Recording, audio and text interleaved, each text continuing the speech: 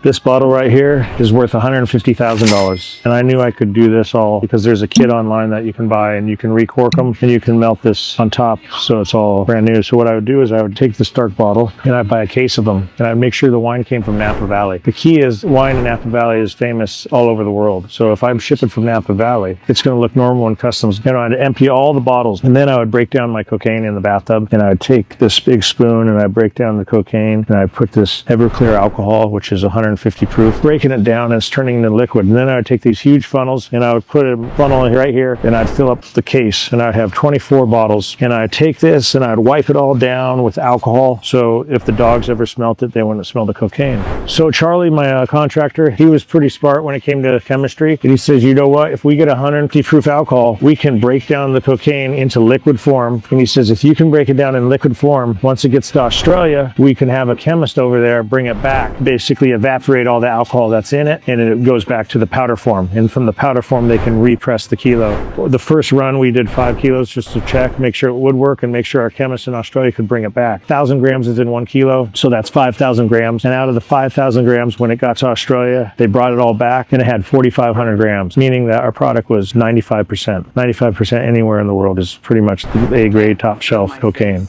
And this stuff was coming from South America, mostly Colombia, Medellin, sometimes Bolivia, sometimes Peru. You need to make sure you have the best products on the market. And that's what I was known for. As the California kid, as they called me in Australia, you know, I had the best stuff. This case right here in Australia is worth 1.8 million times 24. I mean, the numbers are very easy. I was ambitious. You got to remember, I had $4 million that I owed the cartel. So it was my goal to pay them back. And I started with the wine business. And eventually I got to chocolates and I got to artwork. And there's so many other methods I used because I had to pay back the cartel. And if I didn't pay back the cartel, you wouldn't be here with me today.